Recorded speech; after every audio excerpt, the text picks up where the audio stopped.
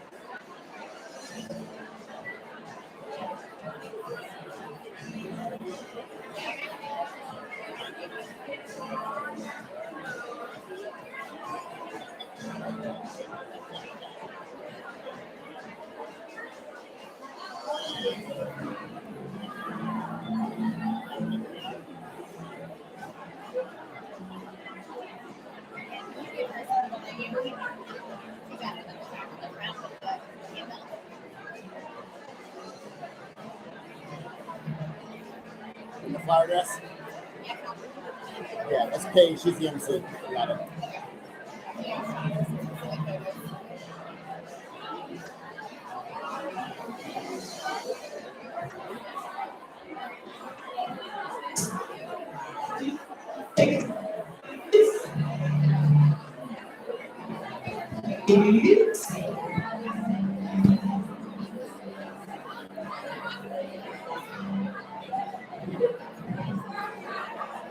Just heavy breathing. Can you hear heavy breathing? There we go. Seated, interesting. Imagine a leg looking fabulous.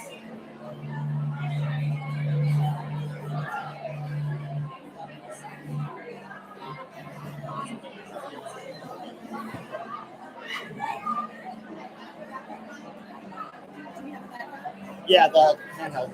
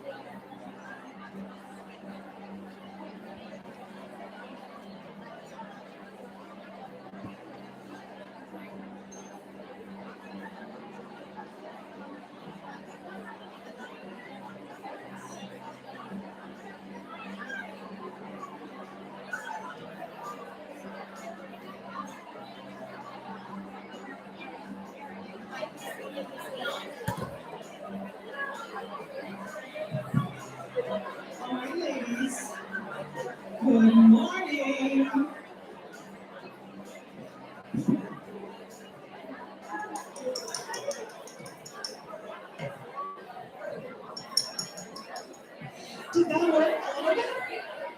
Can you all hear me? Don't worry, I'm not going to talk for long. Really, just for this first 15 seconds, I just want to say good morning and please have your seats, which you're already doing and enjoying each other's company. My name is Paige. I'll tell you more about myself in just a minute. And these lovely ladies up here who you can just watch you eat your breakfast. They'll eat in a minute, don't worry. These are our panelists. But we want you to enjoy your breakfast for about 5 or 10 minutes. We want you to be able to actually eat so that we can all kind of jump in on a conversation with these ladies. We're so happy that you made it here in this rain. So eat up, enjoy the conversation, and I will see you back here in about 7 minutes.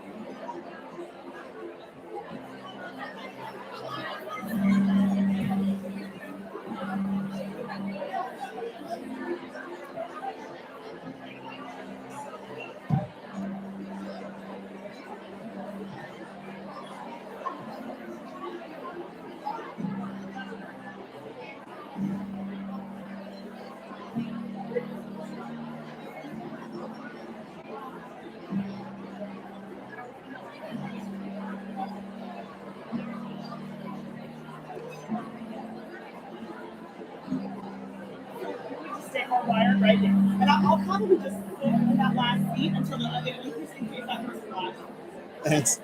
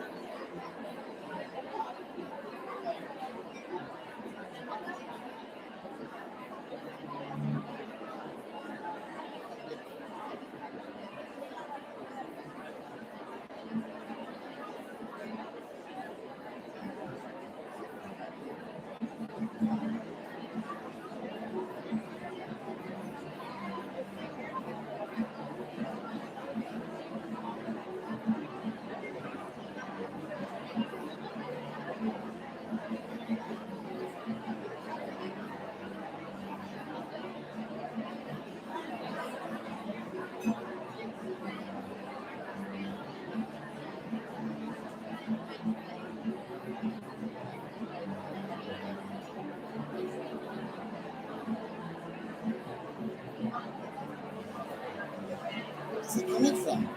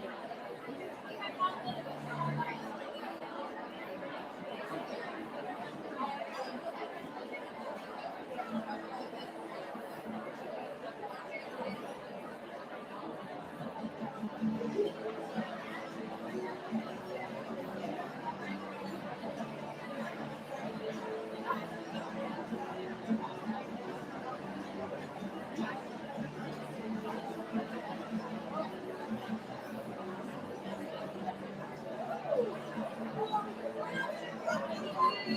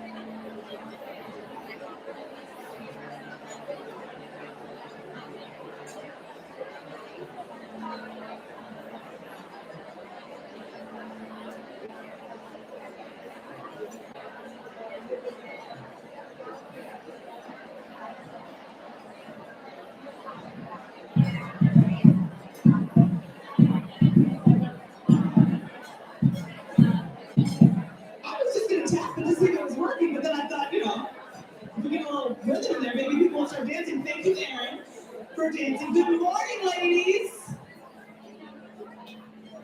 It is so good to see so many familiar faces out here, so many new faces, so many faces at all, let's be honest, right? Because we're used to seeing each other like this, and you all have beautiful eyes, but I'd love to see all of your beautiful smiles also. I'm Paige Phelan. I'm so happy to be here with you guys this morning. We were here yesterday as well because this is a two-day event because so many people wanted to come in person, and of course that makes us the very happiest. However, there are some lovely ladies at home this morning. Everybody look to the back there. Let's include, right? Let's include everybody. Wave to them. Tell them good morning as well. They didn't trudge through all the rain to get here, so hopefully they're still home in their comfies, and we are happy to have you with us as well. I don't actually know which camera feeds the home feed, so either one of you, we're happy to have you. We have such a treat for you this morning, guys, here. This panel of beauties that we will hear from in just a moment, and some of them are very nervous. So be friendlies in the audience for them, okay? I'm not, yeah. Well, I wasn't gonna say who, Erin. This side, the girls on this side are the most nervous, so be really, really nice to them. They're wonderful guys, and you are gonna hear from all of them about what they do in the community, and also we wanna give you the opportunity to ask them some questions as well, okay? So think of things throughout the morning as we're hearing a little bit from them of things that you wanna ask them to, and it can be like can I get Botox and then wear makeup the same day? It does not need to be heavy in-depth stuff, okay? We have got jewelry designer extraordinaire Kristen Hayes here with us on the end. Just raise your hand if you would, ladies, as I say your name so that we know who you in the fabulous boots there. I won't make you kick them out because you're in a short skirt, but look at those later. Whitley Atkins is stylist, I mean extraordinaire. Now, I will make you stand up because they need to see that whole outfit, honey. Right? And it's on theme with the color. Rocking it all, Tara Black is the CEO of the Charlotte Checkers, the only female CEO in all of the National Hockey League, correct? Yeah, in the NHL. Right? Miss Lindsay Reagan-Thorne is responsible for making so many of us look halfway decent, let alone the beautiful woman that she is and makes us all look and feel like all the time. You know her from Be Pretty, you know her from Swan Beauty, probably arriving to your mailbox sometime soon. And then, of course, the woman that we have to thank for all of our elastic waistlines that some of us are wearing today, Chris Agosia, aka the Matchmaker, the face behind the trees. I know. So we will hear from these ladies in just a moment, but before we do, we want to get you liquored up tonight. We got 2 wine giveaways, okay? Take out your blue tickets. And this is why you brought the wine, it's so that you can give it to each other, okay? So 3 winners are going to take away a third of the wine brought. Look around this room, guys. That's a lot of wine. So if you don't hear your number, make friends with somebody who does, help her carry out her wine, and maybe she'll give you a bottle. Okay, ready? The first number is 673 4681. 673 4681. Oh, you win, table 10. Okay, you can keep enjoying your breakfast. If you hear your number, grab a lady in the purple shirts. Okay, in the purple shirts at the end before you leave today to get your wine. And everybody at table 10, that's your new best friend. All right, winner number 2. Are we ready? 523 4368. Woo! 26, table 26. You get a third of this wine as well. Fabulous. Hey, you know what? Real quick, too, before we do the intros, we found a watch this morning. It is a, what would we call this, my stylist, Whitley? Rose gold, Michael Kors? Okay. Okay, cheers. I was gonna say, we're gonna give a watch giveaway too, but you get your watch back. Come on up. Listen, you're in a room with a lot of moms. People forget things all the time. All right, I'm gonna have a secret. We do have, if you're looking at your programs and wondering where Jessica Jacobs is, she is hopefully on this morning. She's gonna take care of, so I will send you a seat while we wait for her. And if you see a gorgeous Latina come up to stage halfway through, I'll jump up and you'll get to know her as well. So we're going to start on the end here with Miss Kristen. And what I'm going to ask our panelists to first do, and if I can, please ask you also, I'm going to stand back up so you and I'm going to do that to the mic to make you really listen. I'm just going to ask you to keep your conversation to a minimum, if you will, please, because we want to be able to hear everything. And I know it's hard because you're eating as well, but just do what we tell our kids to do, right? Just eat quietly, eat with your mouth closed, and then we can hear from everybody here. So our panelists are going to start off by telling us about themselves. We'll share out maybe 3 or 4 fun things. If you have a fun fact or a stupid humor trick, you can share that. And then, of course, because of why we're here with each other today, we also want to hear if you yourself have been directly or indirectly affected by cancer. Please share that with us as well. Kristen Hayes.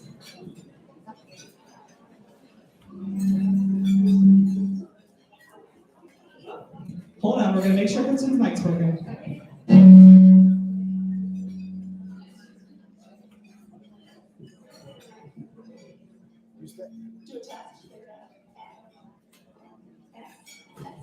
Can you guys hear Kristen? No. Here, you know what? Eric, I'm going to walk this down for her. Okay, here we go. See, I know she wear tennis shoes today, but we'll talk about that in a minute. Okay. Hello. Okay. Hi, I'm Kristen Hayes. I'm a jewelry designer, and a few things to know about me is one, most important, that I'm a mom, and that will always be my biggest joy for sure. I've been living in Charlotte since 2000. I've been doing design and jewelry for about 15 years. I have been affected by losing some of the cancer and actually had to roll into my jewelry. And actually, one of the first designs I had in my house was based on a friend of mine who I lost in college. And it was kind of neat. I was designing my jewelry in college just for fun, not making it as a profession. And that friend kept me being a great forever. And so his number is 94. And I thought, how can I give this anyone else? Anyone grieving is sort of like a full-time job. You care. And so I thought, even at my young age, I was thinking, how can I honor him privately and also it be comforting to me? And so I wanted to have like a sterling cup with his face underneath. And so that's my story, and I was shaking hands. I'm quite nervous. Okay. You did awesome. I'm Whitley, and I'm terrified. I'm a mom, first of all, and a friend. I'm a daughter. I'm a grateful follower of Christ, and a professional dog walker, and poop scooper, and chauffeur, and grocery shopper, cook, bed maker. And since we're in the company of women, I figured everybody could relate. And then I play dress up for a living, so yeah, and I daydream all day long and just try to manifest my daydreams with others or other talented, beautiful women around me. And I lost my grandfather to cancer, and I can say that while I know a lot of people who have been touched by cancer, I've not suffered the great loss that many others in this room have. And I'm grateful for that, and I'm grateful for modern medicine that is able to help people who have been touched by cancer. Morning, everybody. It's so nice to see everybody here. And Erin, thank you for having me. I've been a friend of Erin since I moved to Charlotte in 2006. I've been in hockey my entire career, so since I was 22. I am the only female American League, American Hockey League Chief Operating Officer, so that's something really remarkable. I'm surrounded by a team of ladies that are at that table right over there in my front office, which I'm really proud of. I'm super happy to be in Charlotte. It's so remarkable to see all of your faces looking this way and being in a room together. This pandemic has been something else, and our team had to shut down for a year, and it's just really remarkable to be back here and all joining together. I have a few interesting things. I was born with 2 teeth. Which made breastfeeding for my mother very difficult, I'm sure. So I then grew another set.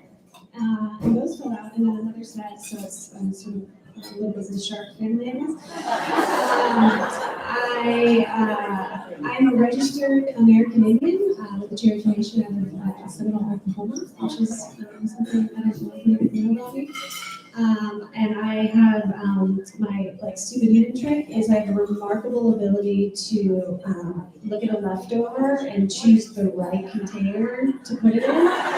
It's something else. Like if you guys have leftovers and you have a container or 7 of them, I'll come stuff the right one. So, and then my dad passed away in 2017 from liver cancer after a really long, hard-fought battle, and he is the reason I am who I am, and has really, he was a cowboy in Montana and had a ranch, Colorado, Colorado. And my whole life, his mantra for me was cowgirl up. So anybody who's been touched by cancer knows that you just got to get back on the horse and keep fighting the good fight. So Erin, thank you for having all of us here. This is a really remarkable group of ladies, but also you are all remarkable for supporting her. Oh Lord, here I am. Y'all, this is out of my comfort zone for sure. I'm turning 40 this year, so I'm embracing the uncomfortable. So here I am. I'm Lizzie Reagan Thorne. I'm a makeup and hair artist, but first and foremost, I'm a mom to a little boy, a little girl, and a wife. I've had the pleasure of beautifying so many of you lovely ladies in the audience through my makeup and hair business, Be Pretty. And then I also have another business, Swan Beauty. What else here? I don't really have any party tricks. Just being the friend that's awkward, I trip over my words. Fun fact, I'm from Nebraska. Most people don't know anybody from Nebraska, but now you do. There's lots of corn. My dad's a farmer, and I moved to Charlotte in '01. Because I wanted to go to a big city, and my mom and dad felt like this was big enough for a little Nebraska girl, and I never left. Okay, so cancer has not directly affected my life, but it's impacted my life, and through the gift that I've been given as a makeup and hair artist, I've gone into some homes, some really intimate settings. I've gone into the hospital pre-COVID to do makeup and hair for moms and wives who are losing a loved one to cancer. I've seen the machines, I've heard the machines. I've done hair and makeup for women that had to hover around a hospital bed because they couldn't lift their child out of that bed. I've done hair and makeup for a woman whose husband passed away 2 days later after their photo shoot, and to cancer, and along with the photographer and here I am saying the photographer and the nurse, we lifted her husband out of the bed and wheeled him in his wheelchair out to their backyard to have one last family photo shoot. So because of those experiences, it has kind of shaped the way I do life with my family. So Amy, I'm crying. Amy and I are in a Bible study awaken, and we're the two that always cry in our little small groups every week, and it's always tissues, but here we go. Hi, I'm Chris, and I am also known as the matchmaker. I am a mom to two little kiddos, one is 6 and one is 4. I am from Honduras. I moved up for college to Georgia, and yeah, a fun thing about me is I had never been to Charlotte before I moved here. We literally opened up a map and said, this looks fun. And we moved here, and now I have a little bakery, and I feel like such a part of this community. So, yeah, and fun trick or something that I do, and I keep my girls in the kitchen really interesting. I know a lot of trivia and like random things. So I can play a song, they can play a song, and I know what movie, usually like what year, the actors, and I'm really good to have like that trivia night. But that's it. All right, yes. Oh, and Jacinda is here, give it up. Come on, I'm just gonna make her, let her enter very subtly here. Jacinda, come have a seat, my darling. I'm gonna put you right on the spot. As soon as you get here, I'm gonna help you up. There we go. There we are. Hi. Oh. Let me take your coat. I don't know why I felt the need to make myself just say that. Can I put that on the back of your chair? Thank you. Hi. Here, have a seat. You don't have a mic anyway, don't worry. You're gonna share mine. So, as you enter, tell us who you are. And a fun fact about you, other than the fact that you can move across the room very swiftly and jump right on the mic. Oh my gosh. I'm gonna stand up. Oh my gosh. Y'all, I can say for a fact that this is the best looking room in all of Charlotte right now. I can pretty much bet money. I'm walking out like, y'all look so good. Oh my goodness. Well, my name is Jacinda Jacobs. I'm in media and ministry, so I've been in radio and television and hosting for 20 plus years, but ministry, serving, outreach, giving back, and I heard like the last couple things that you said, just going really deep in life, that has kind of been my passion of like, I want to make sure that anytime I touch the mic that there's some substance behind it, and so it's really special for me to be here. Thank you so much, Rachel, for the invite. Thank you. This touches my heart very much as well, and I'm sure probably you'll talk about it at some point, but something unique about myself, I work for the NBA, I work for the Charlotte Hornets. Any of you guys ever been to a Hornets game before? We lost pretty bad last night, so we'll just kind of skip past that, but we do have a game tonight.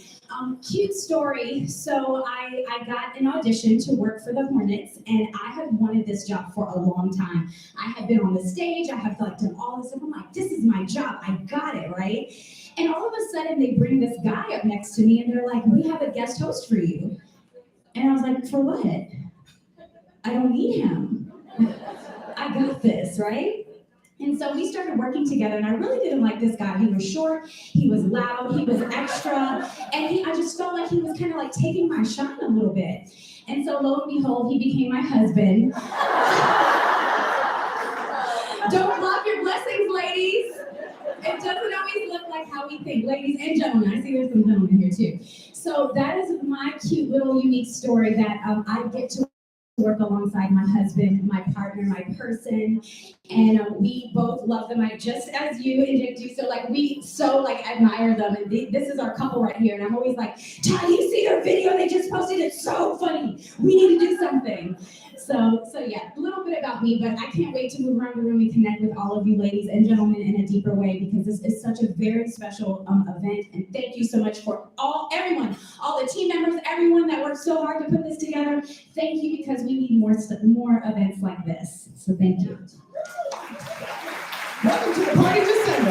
Thank you, ma'am. Here, I'll jump down so that I can move around a little bit and get you on the mic. Okay, so we have a couple questions we want to ask our panelists that we asked them to share with us this morning. We'll kind of jump around a bit for that. But again, like I said, if you have questions as well, let me know here throughout the morning. I'm going to start by asking in terms of, because the theme of the morning is in the company of women, right? And we just learned so many fun things about these women. I, by the way, thought you said Nebraska is full of porn. She said corn. I know, it took me a second. I was like, whoa, that's very off-brand for Lindsay, too. I mean, she's too, just said, you know. And Tara, your fun fact was very weird. So let's do it. I love two.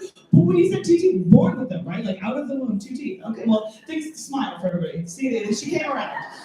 It all came together. We want to hear from our panelists, particular women who have inspired them. In particular, if they have someone in their lives or a group of women. And I know that you have one that's really unique, so I'd love to start with you, Tara. And if anyone else wants to speak up, grab the mic after, and if not, we can jump in with something else. All right, so everybody familiar with the Challenger, the Space Shuttle Challenger? So my stepmom's first husband was one of the astronauts on the Challenger. So her name is Marcia Jarvis, and several years after the Challenger disaster, she ended up meeting my dad, and they bought the ranch that I mentioned earlier in my introduction. So not only has she lost her husband in a very public, very dramatic, very extraordinary way, her first husband, she also lost my dad to cancer. So I think what's most remarkable and what's most inspiring about her is that she never missed a beat in life. Number one, she's also extraordinarily close to me now.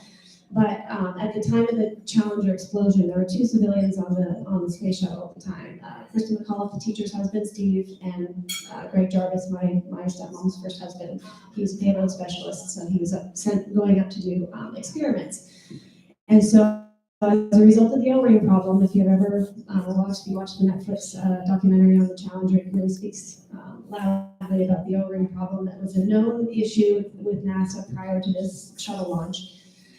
And so the 2 civilians legally could have sued NASA for that disaster. And instead of doing that, she and Steve McAuliffe got together and said, instead of the monetary benefits, I guess, of this disaster, we would like you to start the Challenger Space Centers for Kids across the country. So as a result of that, they exist today, and she is on the board, and she's the reason that they are, so many kids are learning about the space program in space today. So talk about getting back up on your horse. I'm very lucky to have her in my family.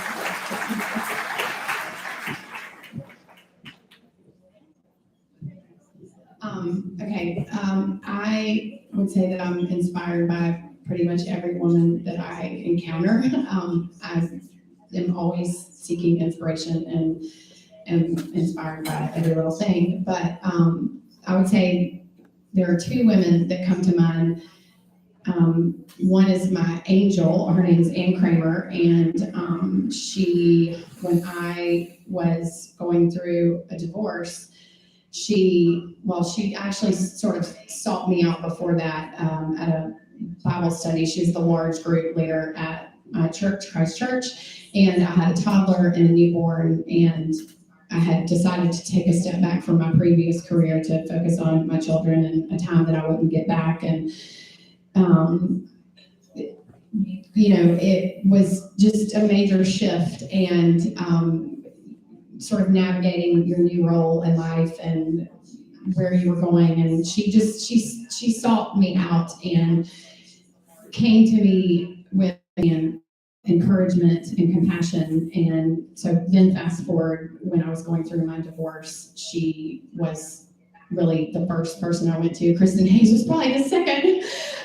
But that was actually when I came to know Christ, and I will never forget, she held me on her couch and I just cried in her lap with my head in her lap. And she said, you'll feel him. He'll be there. He'll just be there next to you. And I literally thought that I would look over and there would be Jesus Christ, like sitting on the couch next to me. And, I had this vision of what he looked like, and he wasn't there. And literally, like, I grew up going to church every Sunday, but my relationship was not as nearly as deeply rooted as it is now. And I do think that those difficult times are when the most beautiful moments occur. And I am forever grateful for Anne taking me to the Lord. And then the second woman is my sweet friend, Pam Stowe, who's actually over there. And I know there are a lot of other women in this room that know and love her. And I can say that she has given me courage and love in my career that is worth more than any dollar amount. There were times where I probably felt like, if I had the resources to hire someone to help me. I pretty much built this business out of nothing but my sleeves rolled up in a basement with a toddler and a newborn, and the encouragement of love and women around me. But there have been so many times where Pam has just through love, I have felt like I could soar. And I could say that about a lot of other women in my career. So those are my two examples for today. Oh my gosh.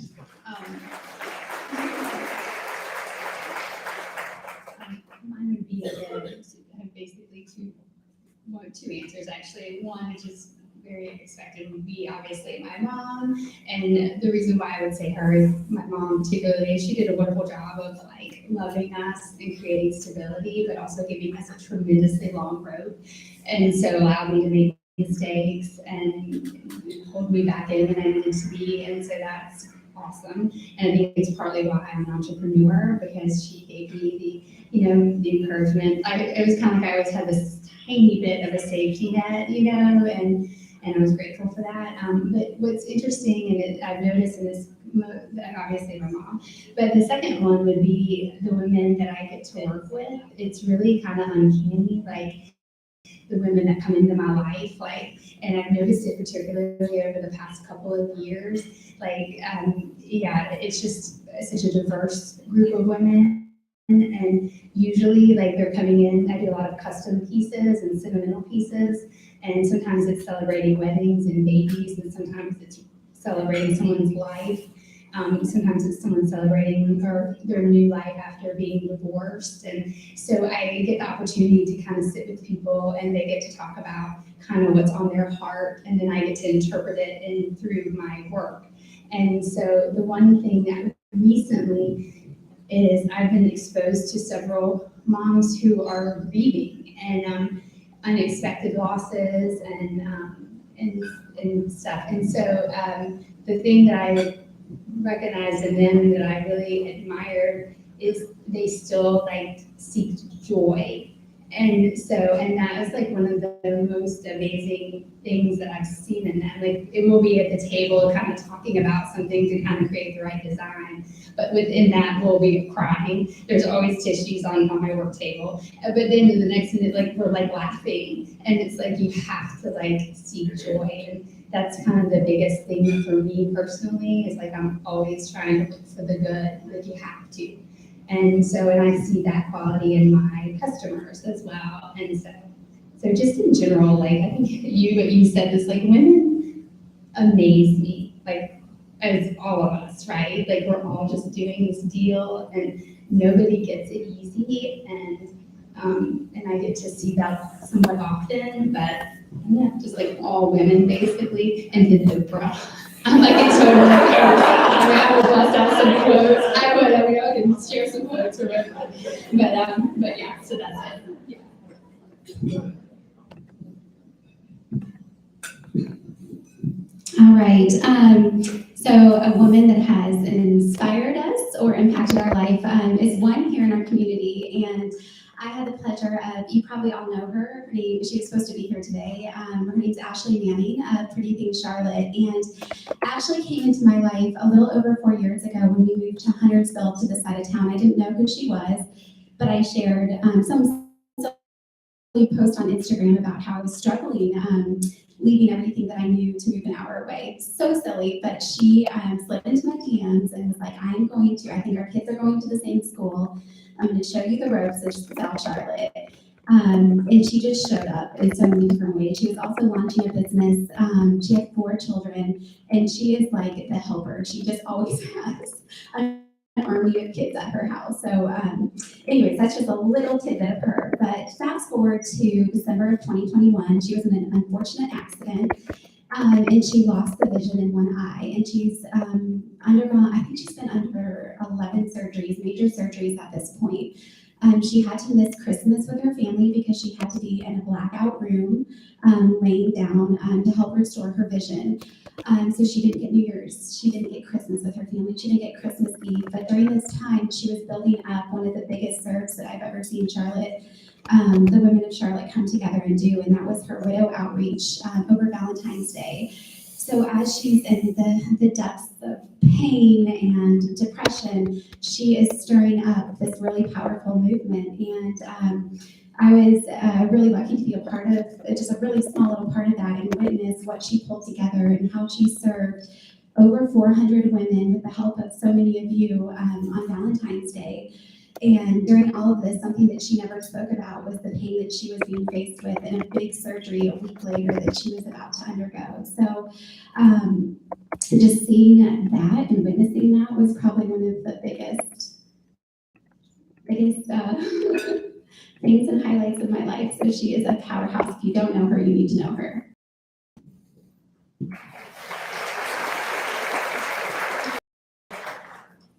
So three women that have changed my life completely and continue to do so every day. One of them is here. She's in that corner over there, Amanda. Sometimes people say we look alike, and I'm like, no, we don't look alike. She's beautiful. She's one of the most beautiful humans I know, inside and out.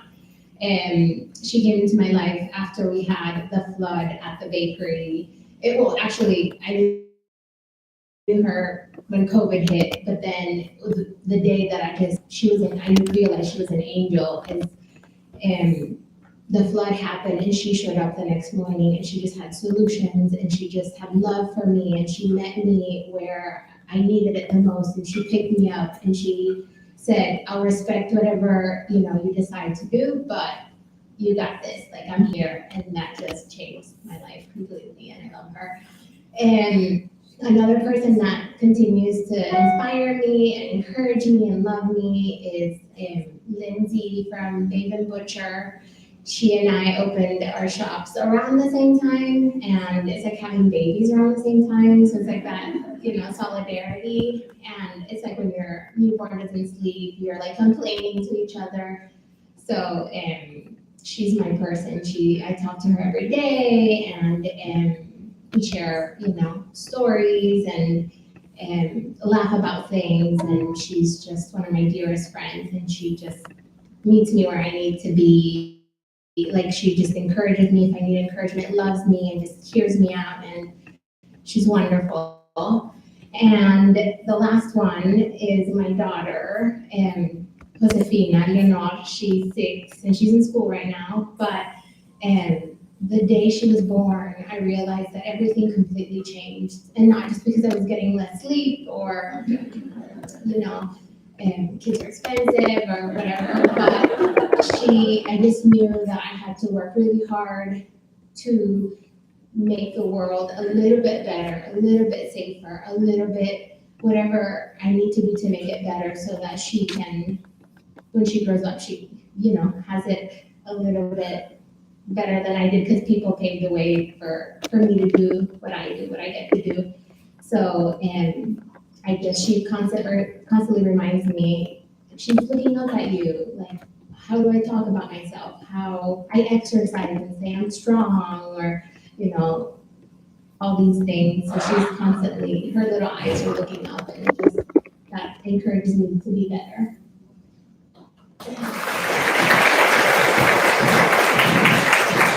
All right, so I'm going to switch the question just a tad. But if you do see my mom, tell her I said that she inspires me. She would want me to say that. No, she really does inspire me. But when I thought of this question, like I had some time to think about it. My real answer is this: I am constantly inspired all the time from people that I meet every single day. One of the biggest things that really inspires me, like I just kind of fall in love with a person who, when I watch this happen, and it's your bounce back game. That's what I call it. It's, you know, there's no such thing as being perfect. We go through things. I mean, you heard so many things here, devastating future, but it's how we go through, bounce back, what we learn from it, take from it, what lessons we still see even in the midst of that darkness. That to me is extremely inspiring, and I take that strength from people, and I'm like, because we're looking at them, we're like, wow, like how did you? But you don't know until you start to walk that walk yourself. So really, I always say bounce back game. That to me is like completely sexy, completely inspiring to me. And my second thing is confidence. I love seeing someone exude with confidence, the way you walk, the way you talk, the way you want to do your hair. Like no matter what lane or path you're in, if a person is like, I love me because this is how I am, and I just like fall like head over heels for that person. And it's so inspiring to me because I think we're all just trying to figure it out. Like, who am I at the end of the day? What do I like? You know, I want to chase joy, but it's hard and it's scary sometimes. And so we're trying to figure things out, and especially with children and life, you know, handing you a dose of its best punch, you know, how can we be confident in the skin that we're in the season we're in? And so those are traits that really, really inspire me from people in general. So when you said who, I'm like, well, there's a lot of people, and there's a lot of people in this room right now, and I just want you to know that we see you and that it's super sexy and so beautiful when you can tap into that. And the last thing I'll say is to give yourself grace. Giving ourselves grace is something beautiful as well, because we don't have it all together. And let's face it, it gets hard. And I felt, I got goosebumps when you were like, I just put my head down and just cried, because we've all been there. Or those bathroom sessions where you're laid out in the bathroom crying and just like the ugly cry, you know? But to give ourselves grace in that is like one of the most beautiful, I think, strengthening and bold things that we can give ourselves. So those are the three things that really inspire me as far as women and people in general. Leave it to the horns host to incorporate the term bounce back in her answer too, right? I see that. So one of the things also we want to talk about here today is, because we are in the company of women, is the community that we all create together, and the way they really kind of show up for each other. Because as you just heard, a lot of the stories here that these women just shared, we're with each other in our times of grief. We're also with each other in our times of joy, and we can kind of do all of that, do life together. You mentioned Lindsay from Babe and Butcher. She just got engaged, right? I saw her post a couple, I don't know Lindsay either, but you know, we all feel like we know each other via Instagram. So I, of course, shot her like, when are we going out to celebrate? Oh yeah, we've never been out. Well, we'll do it sometime. And when we talk about community, many of our panelists have great stories about how the community has come up for them. And Chris, you alluded to this a little bit when you talked about the flood just now, but I would love for you to tell the story a bit more. Wait, it was 2019? It was 2020. Jeez, what a year. Oh. So you remember, right, when Charlotte flooded, you were affected very directly and very extremely by that. Can you tell a little bit about what happened and how the community kind of stepped up for you? So we had opened our shop in October 2019, and 5 months in, the world, stopped COVID in March 2020. And then we were kind of rolling with the punches, kind of doing pickups, and, everybody was trying to figure it out. And then in November, Charlotte never floods, or I feel like it doesn't really flood. And it started raining similar to today. And then we started saying, oh, we have to move our cars across the street because, we see water coming up. And we never really thought like it's gonna flood. But within an hour, it went from just moving our cars from the parking lot to across the street to like we see the door and we see water, piling up. And we started throwing like towels on there. A girl was like, throw the flour there. And I was like, I don't want to waste flour. And little did I know that it was just literally like 30 minutes and it was up to my hips. And so we just left and I got in my car and I was just so many thoughts going through my head. I called my parents. They were in Florida, luckily enough, and my dad and my mom just got in the car and they drove here. And I got to my house and I called and I texted everybody that had cakes. I'm like, I'm sorry, I can't make your cake for tomorrow. And yeah, we came back and the whole shop was completely just lost. The fridges toppled over, like everything completely lost. And it was the week before Thanksgiving, so we had ordered everything for, Thanksgiving and all the pie orders and everything. And I just thought, I remember looking in the store and I was like, I can't, there's no way I win on this one. I just, wave the white flag. And my husband's like, it's okay, it's nothing you did, like, it was just so emotional. And the next morning, I remember it was COVID, so bleach nowhere to be found. Like nothing, you couldn't find anything. And I brought the few things that I had at my house, like I had a bottle of bleach and like wipes and we came in the next morning and I posted the night before, if anybody has bleach or mops or anything, and I would love to buy it from you. And I showed up the next morning, and I wish I had the picture. I'm probably cry a little, but just tables full of mops and bleach and gloves and just so many things people had brought over and personal things, like people know that I love Coke Zero and I call it my poison. They brought Coke Zero and our coffee friends brought coffee. Like I said, Amanda brought her tables from the culture and just set up everything and people were there just helping me too. People like my clients and Lindsay and just so many people just showed up to clean. And I would say like, no, what are you doing here? Like go work. And they'd say, we're where we need to be right now. And just the whole day we spent cleaning up.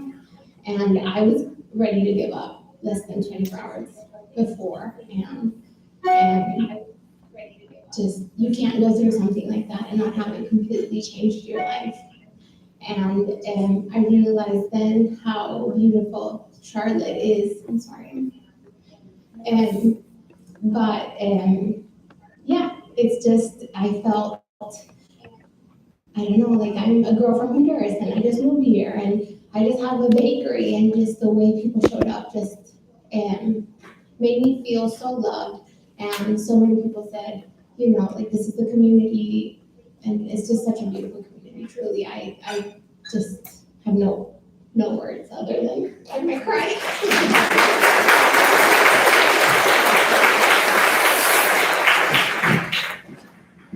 I don't know if you guys know, but Charlotte is very special. Like, if you've lived in other places and things, I know when I moved here in 2007, my prayer was, I just wanted to meet good people. And I say this, this is my fact, my truth, but I have yet to meet someone that I don't like. I just really love Charlotte. And right when you said it, I was like, Charlotte is amazing. I just think we are so blessed to live in such a very special city, good people, good-hearted people. Like outreach is huge. Like we're all always looking to serve and looking for somewhere to go volunteer and to help. And, it was beautiful. I just knew you were going to say that. You were like, everyone's here to help and to serve. And so I'm glad that that the city was able to come to your aid at that time and give you the energy, the motivation, and encouragement that you need to keep going, because that's what we need sometimes. And that's what community is.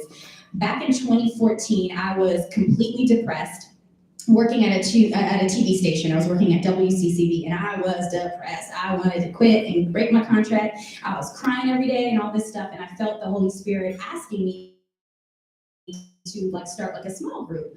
With, mind you, I didn't grow up in the church, don't know how to pray out loud, don't know any of these things, so I don't know why I was feeling this nudge, but over time I finally did it, and I got a couple women together for our lunchtime, and we brought our Bibles, and we all started to cry within like 15-20 minutes of this time, and I'm like, whoa, what is happening?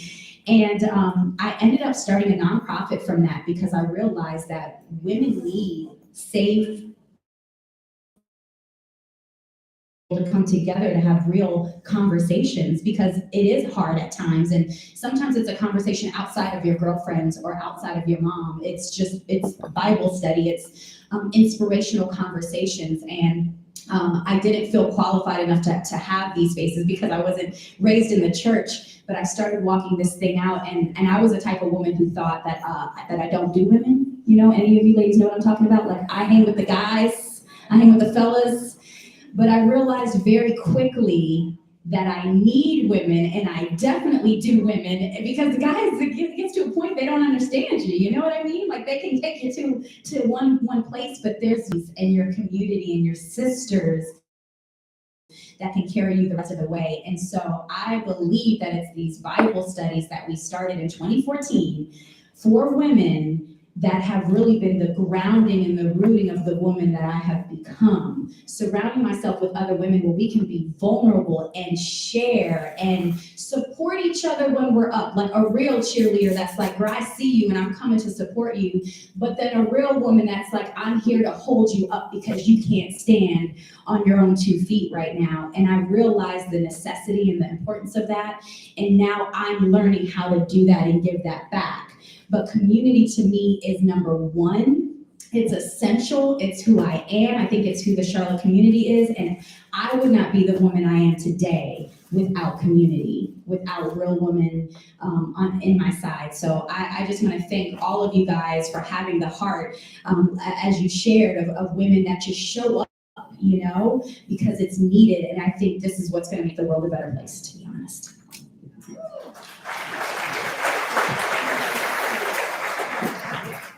Do we have time? Are we good? Okay. So in 2009, I launched a business, Be Pretty, and I was still working in corporate America, but my heart wasn't there. My heart was in beautifying women. So I was kind of really splitting my time between this full-time job and this new want and love of mine, which is Be Pretty. So I went through a tragedy that happened in 2011, and it kind of forced me to pivot. And so I just took the leap of faith and started my career. I left corporate America. My husband and I, we lived right by Chipotle in South End. We sold one car. He took the bus into work every day, and I was like, I'm just going to make Be Pretty. I'm just going to pray about it. Be Pretty is going to be my thing. And so I started doing weddings. And it was just kind of like hair and makeup for weddings, bridal portraits, engagement sessions. And it was a big fear. There was no more salary. I was kind of relying on these weddings. And then there was there's not really weddings that happen in January, February, March. And I'm so new. And just watching how women came together to support me, that mothers of the brides were like, Lindsay, listen, I want to get a group of girlfriends together and we're going to do a makeup lesson with you. Or Lindsay, I'm going to book you on Lowe's corporate headshots. You're going to do 3 days of doing makeup and hair actually for men as they go and do some video presentations. So it was just this constant women of Charlotte having my back and helping me live my dreams. So that's it.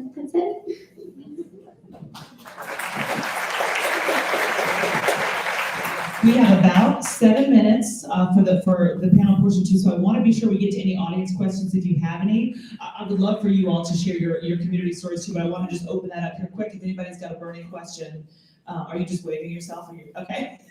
Careful, this is like an auction. I'm going to call on you here before. All right, if you do, stand up or raise your hand in between. Yes. Oh, and aren't you brave? Stand up here. I don't know if I can reach you, but I'll try to. Can you just yell? Okay. You don't.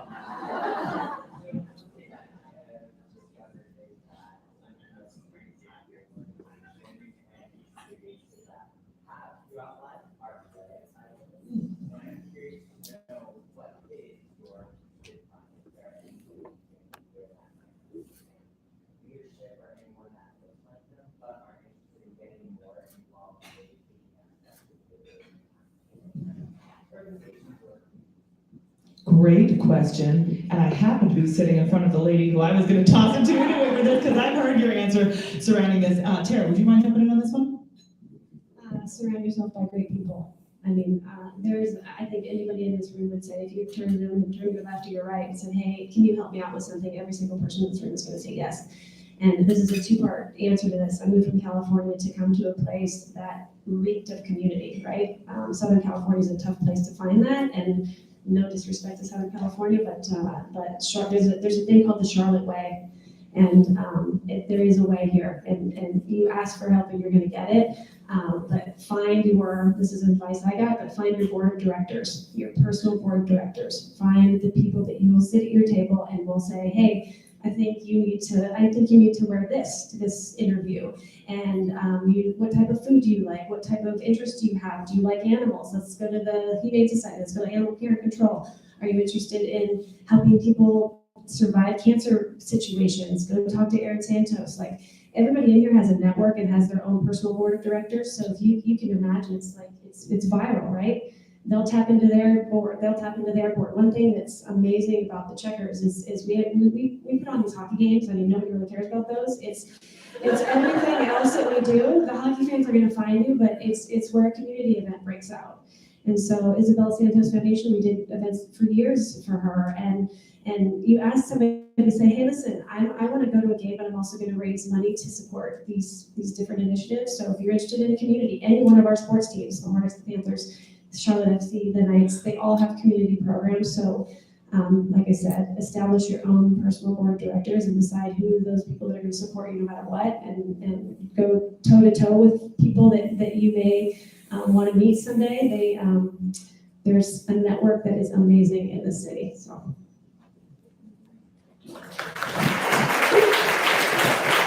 Any other questions? Good question, I couldn't answer.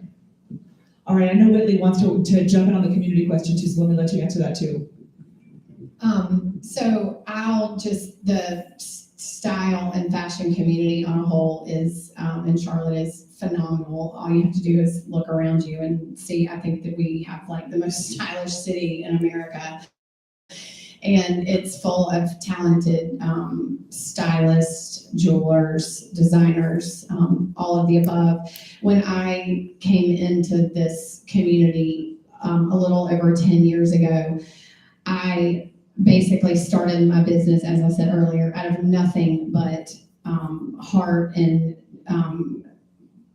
passion and what was inside of me that I had never been able to bring to fruition before. And maybe it was hormonal, but it happened. And I will never forget, very early in that path, my friend Sonia Barnes reached out to me, and I didn't even know she was going to be here, but I'm glad she is. Sonia had been working in the industry as a stylist for probably at least 10 years at that point. And I got this email from her, and I knew who she was, but I didn't know her personally. And she emailed me, she said, hey, my name is Sonia Barnes. And then I'm going to fast forward to like, we got together, and she asked me to have coffee, and I met with her, and I remember thinking, oh my gosh, why does Sonia Barnes want to have coffee with me? And she said, oh, who's this Queen City style girl? I gotta know her. Like, and I was like this new girl, and instead of, sort of talk to the hand, like your competition, it was very much like, well, it's who Sonia is. And I, from that moment forward, just said, that's how I want to be. And I call it mindset of abundance, which is a term I learned from my friend Stacy Brown Randall, who picked it up by another friend, Carson Tate. And I think, my grandfather was the owner and operator of the Easy Pay store in downtown Fort Mill for 43 years on the corner of Main and Confederate Street. And when True Value came in, Little True Value, which is like a franchise, it's like Black Hawk Hardware. So this is way before the time of Home Depot and Lowe's. When True Value came in, he said, competition breeds business. And I could not agree with that more. And so thanks to Sonia and also my friend Lauren Adams, who is another very talented, she owned a store in Charlotte for many years called Chazelle, and I always say Chazelle, rest in peace, because it was one of the greats that is not here anymore. But I basically just had my grit and my heart, and there were a lot of people sort of around me that I think were like, what are you doing? Why are you like taking pictures of yourself? And I mean, it was a very lonely, scary time. And that's all I had was my grit. I mean, I had the Julia Roberts moment, like there were many times. I remember specifically what I was wearing when I walked into that store, and I had the Julia Roberts moment. And Lauren, once I sort of tried to prove who I was just an honest girl who wants to work hard and celebrate others in the community. Lauren gave me a shot, and she said yes, and she let me use her clothes for a photo shoot. And it was it's women like that. And so I have been surrounded by women like that, and I just want to say what I would love to share that women like that gave to me is always, I want to encourage you to always be like that for another woman. Whenever other stylists have created themselves, I've tried to reach out and say, hey, your photos look awesome, or create an alliance of stylists so we can work together to support the community as a whole. And I think that, if someone's going through divorce, it can be a very polarizing, lonely time. Reach out and say, hey, I've been there. Or if someone broke their arm, whatever it is, we just need to have a mindset of abundance and lift each other up at all times and say, I love you, and be there and just show up and be there for each other. What a panel, ladies, thank you so much. I want to keep us on time here, so we're going to wrap the panel portion of the morning right now, but I know that many of you probably have questions for these ladies or want to keep in touch with them. But you can't all stand up in front of a room of 300 people and ask them, nor do you want to. So slide into their DMs. I'm gonna let them right now tell you how to best find them. If you could all just quickly say kind of where to find you, if you have a favorite spot on social media, so that people can keep in touch with you. And I'll meet you at the end with the mic, Jacinda. The best place for me is Instagram, and it's Kristen with an I-N, Kristen Hayes Jewelry. And mine is just the Queen City Style, THE Queen City Style. I took myself off social media, you guys. I'm sorry. My Instagram is private. I don't have Twitter, and I took away Facebook about 5 years ago. So you can find me at tblack@gocheckers.com. It's my email address. And go again. Thank you. Mine is Instagram as well, Lindsay Raven Thorne. Mine is at the Batchmaker. Got these wires up here. If you ladies will please get out your cell phone and follow me on Instagram. And here's why. I am competing with my husband to get more followers. I would love a follow, and I'll follow back, team follow back, at Just Jacinda, JACINDA. Please follow me. Do it. You will not be sorry. Believe me. I am bummed that you're off because you had great cat footage too, cat content. Look, panelists, thank you so much. You can please have a seat at your table. And listen, while they have a seat, I just want to point out to anybody, our babies who are in the corner here on either side, I want you to be able to have a view of this screen for the video we're about to show. So if you cannot see this well, please feel free to pick your seat up and move to a corner or to the side, kind of adjust your seating as is necessary, because this is a really, really powerful, impactful video that we're about, and it's why we're on here today. So please turn your seats as you need to. Find your seats there for our panelists.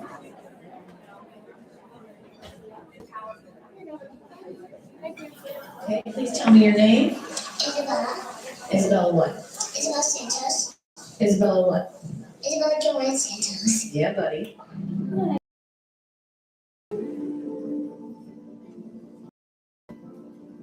I was actually really nervous about being a mom. Isabella, hey.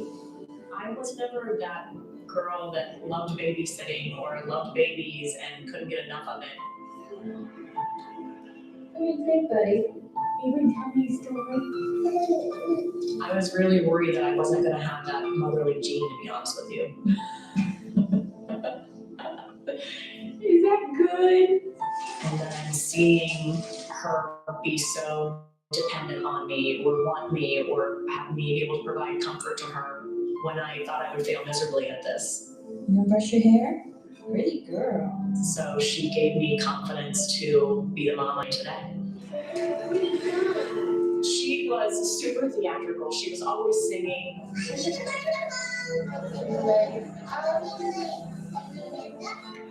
She had no shyness about her whatsoever. I think she was a little unaware of herself at times where you were like, oh my gosh, what is she doing?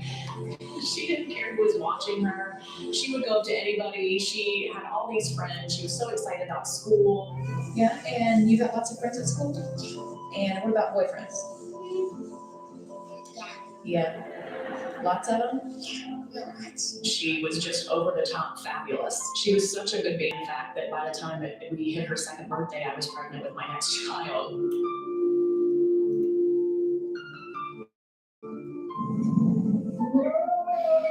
You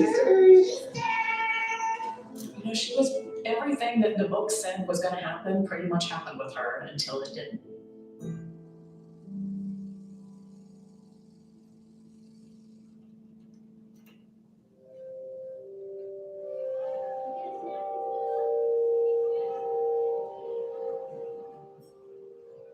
Looking back, it's easy to see the signs now. So many nights when we would put her to bed, she would say, Mommy, can you rub my back? My back hurts. So we just kept thinking that maybe she had a bruise there or she had torn a muscle in her back or something like that. She was 2.5 at the time, so things were going on in her body that she couldn't really articulate. We went in and got routine blood, which came back abnormal. So she had an MRI and we were just, we had no idea what we were walking into. I don't remember too much about it. I remember what she was wearing, oddly. It's so silly. We have kind of a saying that, we're the devil, right? We're the ones who walk in the room and give you the worst news and we're there for your worst day. I just remember being in a small room and not being at all prepared for what we were going to hear. Specialize in neuroblastoma and sarcomas, and those are the hardest diagnoses to give. Try to deliver really, really awful news in a way that doesn't come off as awful as it actually is. And then when they told us the word neuroblastoma, I had never even heard that word before. Tell me what this is again. Tell me what this is again. What was that word again? I had to have them keep saying it. Pediatric cancer is an incredibly rare cancer. Regardless of what cancer is, it is still there. 95% of the pie is the adult world, right? Breast, colon, prostate. And so you tell someone you got neuroblastoma, people are like, what? What is that? Why is that? Where did it come from? All these things. And we just don't know the answer. And then they take you upstairs immediately to the oncology clinic and you're sitting in a waiting room with kids with bald heads. It happened that quick. That's all for today. Okay. Thank you for letting me interview you today. Okay. All right. Bye. You gotta do some dancing, don't you? Finding treatment for her back, 15 years ago is completely different than it is today. Back then, it was a 40% survival. There were so many different questions at that time. What the right thing to do was, for a parent in the early 2000s, which was really hard. There weren't pediatric cancer Facebook groups and all of that stuff. What you knew was what your doctor told you. Levine, of course, gave us what her treatment plan will look like, but not being offered other choices was a big issue. It was, this is your home hospital, this is where people get treated. 90% of people at that time just stayed with their doctor. They stayed where they got diagnosed and wished for the best. We did not do that. My sister at the time started researching neuroblastoma survivor stories, and she was finding that a lot of these children were going to Memorial Sloan Kettering in Manhattan. So Sloan Kettering has been doing it different for a long time, where they don't offer stem cell transplant, they offer another drug. They were developing a drug that they were making at Sloan because drug companies weren't making it. There's not enough of those patients to really do rapid turnaround medicine. So how do you make drugs for kids when there's only 600 of them in the US? That's not a profitable business to be in, and we found that out quickly. And that was the two choices really, that was it. The data was, it just wasn't out either. And I think that for us here locally was a real challenge, you know, we didn't want her to leave and we couldn't offer things and it would suck. Do you like going to New York City? Not very much. Why? I keep my mind go to the doctors every day. And I have to wake up very early, and I don't like to be waked up very early.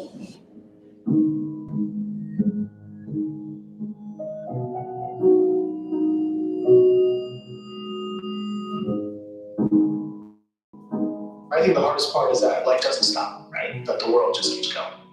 So every day, all day was just me with her, up learning what we're doing, holding a vomit bucket for her, giving her medicines, sleeping in hospital beds. We're putting central lines in you, we're giving you chemo, we're giving blood transfusion, platelet transfusion. They'd give you chemo in a backpack and be like, come back tomorrow. And I mean, I'm 28 years old with Isabella wandering through Central Park with a backpack of chemo and a vomit bucket underneath our stroller. I mean, this is how we were doing it. It's crazy. Probably 7-10 days ago, the worst thing you could think about was did she nap today? Did she not? You know, those simple things.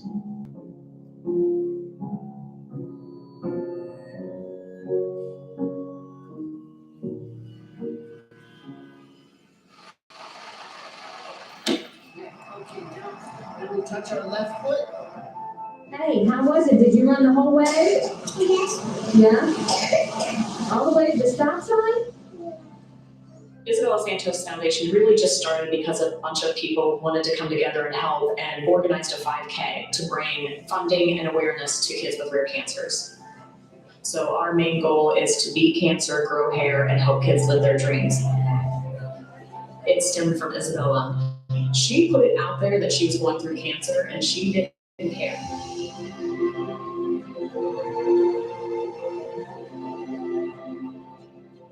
She would talk to everybody about it. She'd invite you to come to her blood drives. She would, ask you why you didn't show up at her race. They raised $7,000 that year, and we sent the money up to Sloan for neuroblastoma research. We continued it the next year and raised 16. We did it the next year and raised 52, and it just kind of started taking off.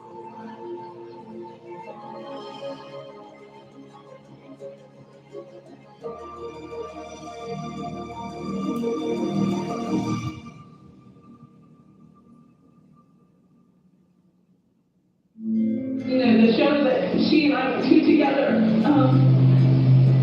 is definitely one of the best days that I've ever had with her. So, oh my God. This cancer just was relentless. It just kept coming for her. Well, here's a big one. It's just, it kind of, it's like wow, you have a tumor somewhere and then it's everywhere. It's in your bones, it's in your bone marrow. It's just hard to kill. They kept telling us, we don't know what else to do for her, so we're gonna throw the kitchen sink at her, which pretty much means we're gonna almost kill your kid, but not kill her, and then bring her back. No, she took hit after hit after hit and just kind of smiling.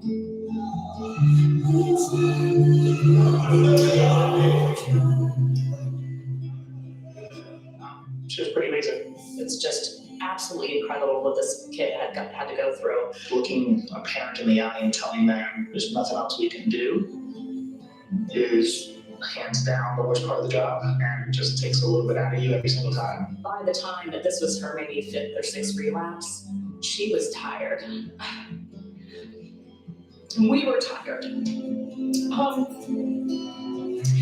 And we had gone to Philadelphia, we had tried experimental drugs.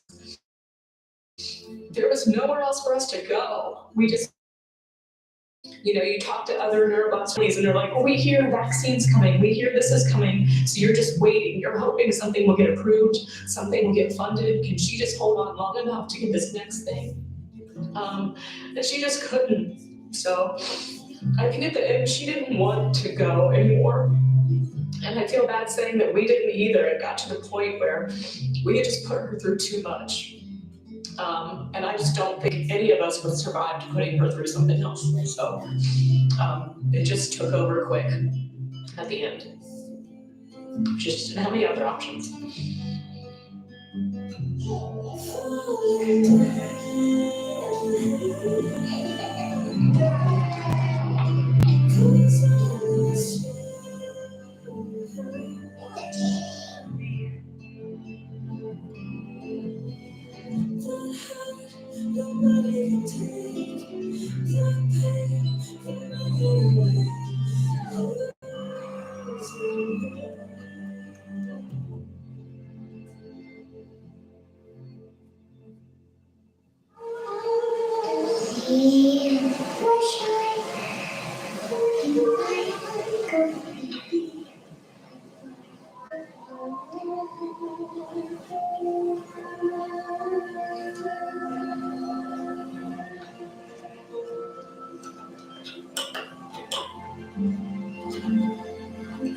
Very nice.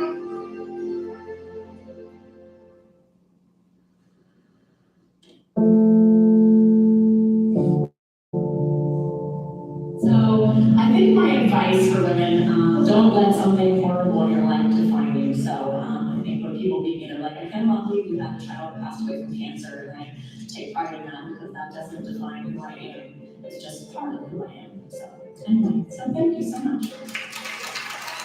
So when we decided to keep the foundation going after she passed away, we were raising about $100,000 a year and just having a 5K, and it just continued to grow.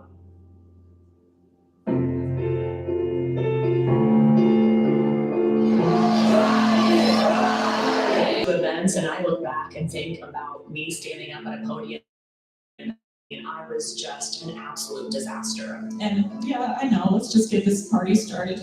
I had buried a daughter less than a year ago, and I'm up on stage asking a bunch of women to donate to rare pediatric cancer, and people were doing it. I think the errands of the world are rare, incredibly rare. I don't know if I can tell that story over and over again. She's probably shed more tears in a lifetime. This thing really came to me because it was how I was grieving. The women that surrounded us were just like, you're who I would want to be if I had gone through this, which was such an inspiring thing for me to say because I felt like I was falling apart. If you've ever heard Aaron talk about Teen Talk, it's real. And I think they've been able to channel that, and they've been able to get people to tell stories like this. And I don't think our community was really listening, or hearing before. Last year, I had leadership coaching, which is horrible. And she told me that I was one of the only people, male and women both, that almost scored perfectly in aggressiveness and dominance and intimidation. But I think sometimes it's okay to be scary as a woman, because that's how you get shit done. And it just became something where we're raising $1 million, $2 million a year. I hope to be able to talk to each of you a little bit about what ISF does. Together, we can make twice the impact for kids with rare pediatric cancers here in Charlotte and internationally. So sometimes I think impact isn't about raising money, but it's really just doing the right thing. We really kind of take pediatric cancer here in Charlotte, especially rare cancers, under our wing. Well, we're just trying to do everything we can for the local community. A wonderful organization right here in our own backyard. Thank you, Erin, for being here tonight and for continuing to share your story. We certainly appreciate that. Keep fighting the fight. Thank you for checking in.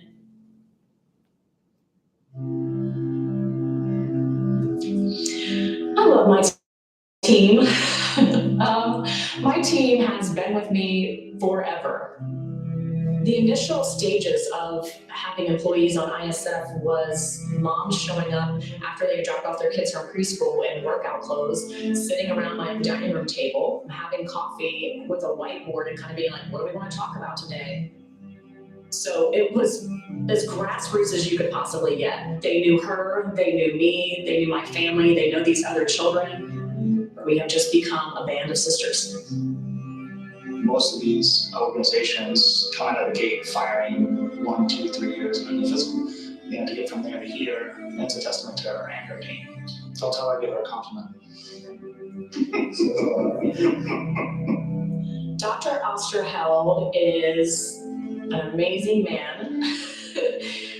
He was one of Isabella's oncologists out of the gate, who I've had a very interesting, great relationship with over the course of 15 years. It took a long time, that relationship, let's be honest. First interaction probably wasn't so hot. We struggled a little bit with our communication, and I was really young. I was a squeaky wheel for him, and I did not give him an inch. She was fierce. She just wanted the best things for her daughter, and she didn't care what you told her and how you said it. And I think she turned that fierceness and that drive into ISF. But as I started to get myself together and think about where I wanted to take this, he was becoming one of the best oncologists ever.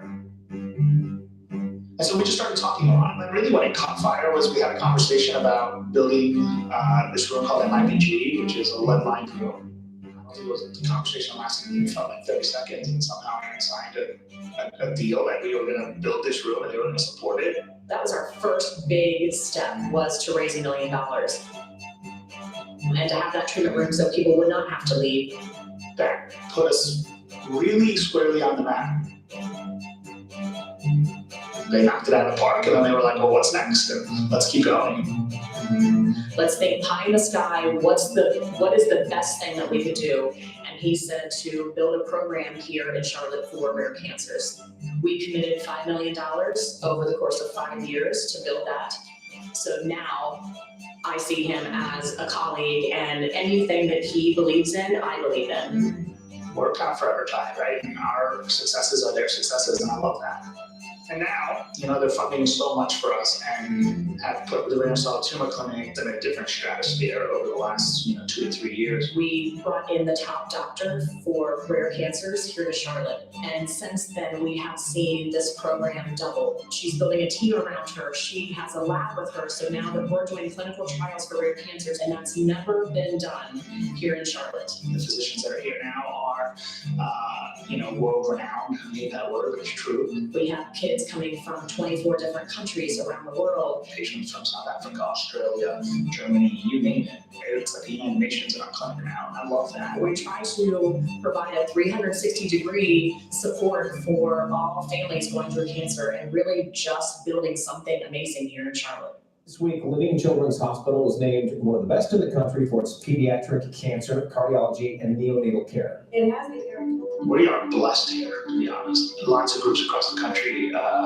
envy us and all of the support that we have, just because it takes a lot of people to get a kid through cancer. That wouldn't have happened. We wouldn't be the main institution for a 60-plus consortium. We wouldn't have our lab doing tumor samples every day and taking patients' tumors and growing them and doing all this exciting work, because we just wouldn't have been able to fund it.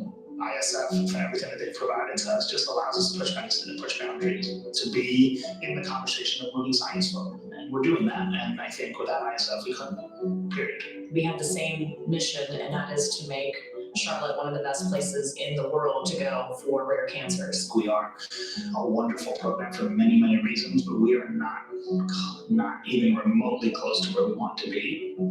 I think the rarity, the harshness of the chemo, how sick these kids get, the need for every person in the hospital to touch these kids, how we continue that moving forward.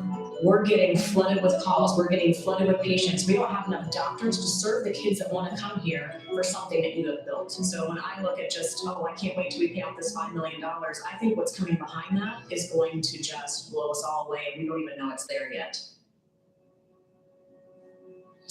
So the Isabella Santos Foundation is, it's going to sound so cheesy, but in one word, it's hope, right? It's allowing us to, push the envelope pretty hard here. They really care about you. right? ISF really does care.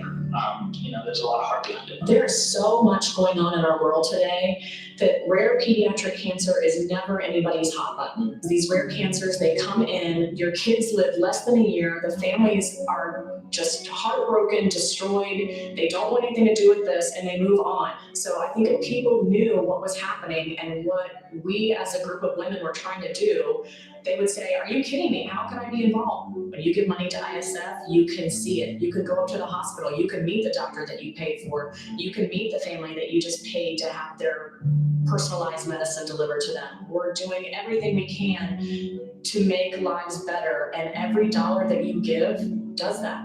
I've been blown away on watching the transformation of care for kids with rare cancers just in the last 10 years.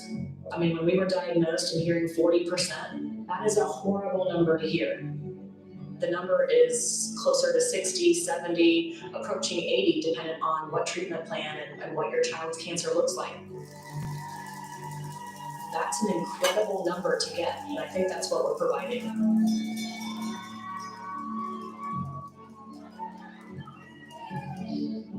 What would I tell Isabella if she were here today? Not out of character, your mom's kind of a bad blank. Look at what Mommy and all of her friends did for you and your friends. Look what you made. Look what you created. Look what your legacy brought. Her legacy will outlive me, which is what every parent wants, right? I know it was hard, but you change lives. There's nothing better to live for.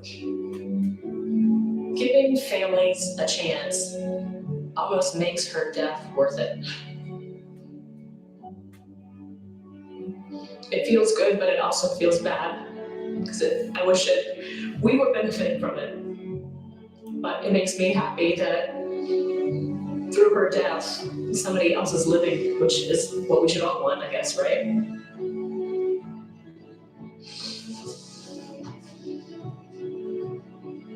Yep.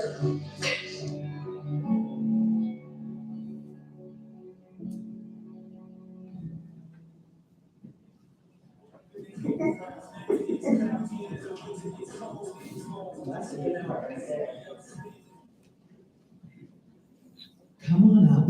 Aaron's going to sit with us here, and Grant, I believe you're going to come sit with us as well. We'd like to welcome to stage, guys, Isabella's mother, Erin Santos, and her brother, Grant.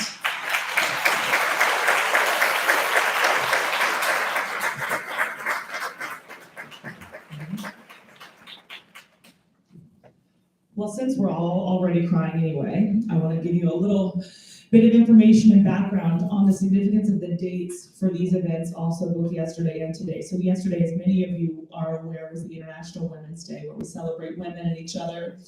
And today is the day that would have been Isabella's 17th birthday. I'm supposed to be the one who can get through this, excuse me. Today would have been Isabella's 17th birthday. So it, of course, has importance and significance. And in particular, because even just a few years can make a big difference in terms of kids who are going to just turn 17 today. And I want to hear a little bit from both of you, if you would share the significance of today, what that means for you, and what it does mean in terms of hope for other kids, and why we're on here today. So I was doing really good when I woke up this morning. I had a board member tell me once, your pain is no longer property of ISF. And I love that he said that, because I've been trying to not make it that way anymore. And we got in the car to take Sophia to school, and I was like, Bud, turn on some music, like, let's get this thing lively. And what do you put on? Taylor Swift. And I was like, what are you doing? And he was like, this is what I do on her day. We go to Red Lobster and we eat, and I listen to Taylor Swift, and he do all the songs, and I'm just sitting there, and he's holding my hand as I'm driving the car, absolutely. And he's crying, and I'm crying, and I realized that, like, her birthday, it's not just about me anymore, it means something to so many other people. So I'm gonna let Grant speak for a second about what it means to him. I think today means more than I can put into words. I do want to take a second. I really do thank you guys for coming out here, and because her life meant everything to us. It meant absolutely everything. And I like to think of today as more of a day of celebration, right? To celebrate her and her life, and the impact she's had on me and this amazing woman to my left. And she just touched so many people's hearts. And she's been gone for a long time, it feels, and I don't have as many memories as I wish I did, but God, I just know she touched so many people's hearts, mine especially. And, I think it's a big part of who I am today. And, I love the things that we do to celebrate her. I mean, I know you hated the Taylor Swift, but I was singing every single lyric to like early 2000s country Taylor Swift. It was great. And obviously we're going to go to Red Lobster tonight, so the amount of processed shrimp I'm going to eat is going to be fantastic.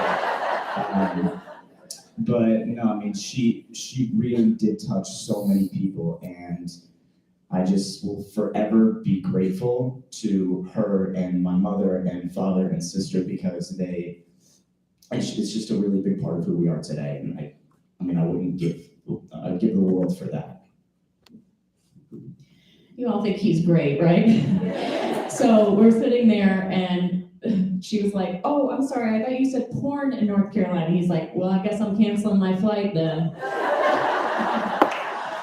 He's a disgusting person, so.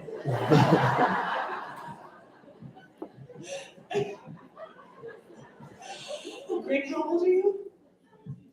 Yeah, 28, I know, exactly.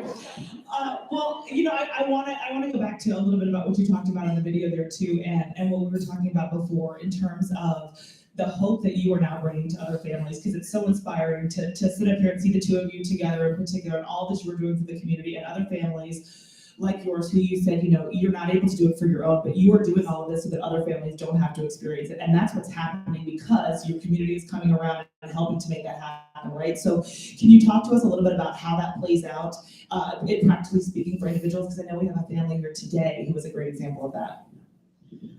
So I don't know where they are, if they're here.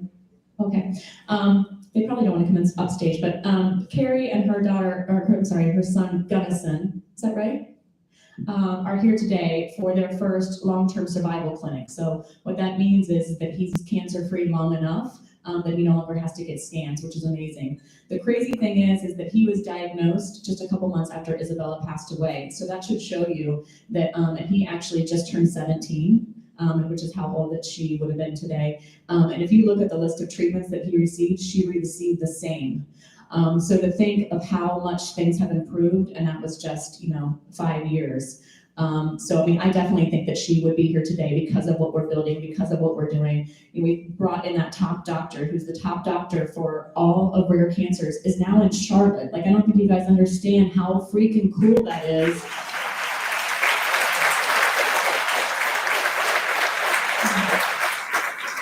But kids from 24 countries are coming to where you live to have a chance to survive. And that's because we have these coffees. I mean, I look around at like some of these people that have been here forever. I mean, I think of like Jen Eisen and Stephanie Grigg and Kimberly Smith and Megan Barlow. I mean, you guys have been here from these first coffees, and you guys have donated. Lisa Weaver, get out of here. I mean, you've given so much money, I don't know how you afford a house.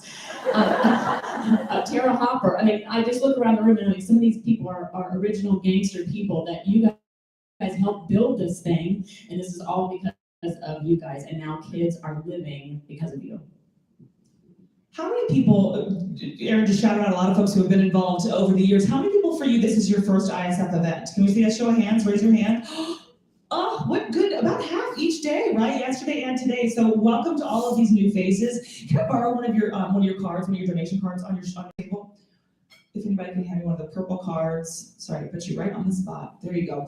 Because I would just love, Erin, for you to break down for us, because this card does a really good job of explaining to you the tangible way that you can help. Because as Erin explained before, the treatments now that are in place that Isabella had to go through, what we call the kitchen sink, right? Just throw everything at a kid to see what works, to see what might stick. And now that doesn't have to happen, and they can really pinpoint the precision medicine that each individual child gets, and that is because of donations like this, and it's broken down on the card. Will you walk folks through that?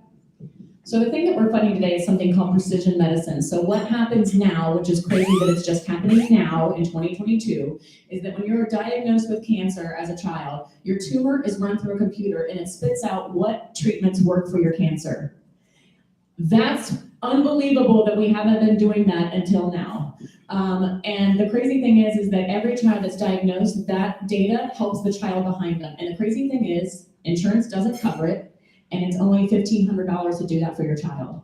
So when we found out about this, I called them immediately and said, we'll do it for every kid that comes to Charlotte. Don't ever give it an option, do it for every kid. ISF is gonna pay for it. So they anticipate around 200 kids this year, so it's $250,000, and we're covering it. So that's what your money is paying for, to have someone have treatment that is personalized for them instead of throwing who knows what at a wall and hoping that it works. And as you guys know, chemo treatments, they lose their hearing, they lose infertility, they have the possibility of second cancers, heart problems. I mean, like, why in the world would we not do this all the time? And it's only $1,500. That's insane to me. So, and I know $1,500 is a lot for a lot of people, so just give anything. We have a great story yesterday. I'm sorry, I didn't steal your thunder, but we had a woman that sat with me at my table that we left, and she said, I have 4 kids, I'm paying for 4. So I mean, she donated $6,000 because she was like, I would want someone to do that for my kid. So I know all these women out here, this is why we're successful, not because you feel sorry for me, feel sorry for Grant, or doing it to honor Isabella, because most of you don't know them. You're doing it because you want someone to do it for your kid. And that's what's cool about this room. And just to make a point also, the goal for these events is to raise $200,000. We got almost to halfway yesterday. There are more of you here today. So if everybody pitches in, our goal is for 100% participation, okay, today. And as Aaron said, some of you are able to donate large amounts, and that is spectacular. Some of you are not, and that is okay. A $25 donation makes a huge difference. Think of it this way: pay for your breakfast this morning if you're able to. If you're able to do more, please consider doing more. It's very easy to do the way that your card is laid out. If you pick up the cards that look like this, I'll stand up so you can all see. I'll use my 6 feet here. These cards, front and back. On the back portion is the credit card information.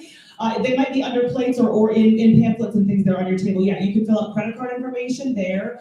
There's different options that you can check. And as well, on your tables, you should have codes that you can scan. For those of you who are more tech savvy than I am and can actually figure out how to do QR codes and fancy things like that, you can Venmo directly. What's the other code for? See, I told you I'm not there. It takes you right to the website to donate directly on the website perfectly, so you can do it very easily, any way that you choose to do that. You have a table captain at your table. Raise your hand, table captains. And you should have a white manila envelope on your table as well. So as you're filling out your cards, either pass that into your table captain when you're done, or put it into the white manila envelope if you would, please. I'm going to take a second, too, to thank our sponsors. Can I borrow your pamphlet again? You were going to be my buddy here today. Did you even know that? Sonic Automotive, Charlotte Radiology, lately, the Tom Bush Law Group, Lake Norman Chrysler Dodge Jeep Ram, State Line, Tyndall Subaru. Woo, I got a woo for somebody over there. Which business were you wooing? Okay, State Line. Pinpoint Patient Recruiting. And yes, she wants me to mention again the credit card people. We love a credit card, guys. This card, again, that's where you can put. Hello, also standing them in person. Stand out here, this is Rachel. If you see anyone in a shirt like Rachel, they've got, and right there, they've got the, what is it called, the square things. I'm so techie. They can scan them for you as well. Okay, who's ready for some wine to take home? Wait, stand up. Okay, listen, stand up for a second. This young man and this young man just volunteered. So one of you need to win because they're not allowed to take the wine home. But if you were, he's still standing. If you were mine, I'd let you do it. I would just take it from you for yourself. Okay, ready? Our final winner. 223 4252. 223 4252. Anybody got that one? No? Okay, I'll get one more. Hang tight. 673, and don't wait. Wait, did you win the first one? 223 4252. Hey, there we do have a winner. So see somebody in a purple shirt on your way collect your wine and somebody help her again, carry it to her table. I'm so glad people are up here with me to remind me all the things I'm supposed to tell you before you leave. The final thing to let you know before you leave, and please do remember to fill your cards out and leave those before you do. As you leave and you head out of the parking lot, turn to the right.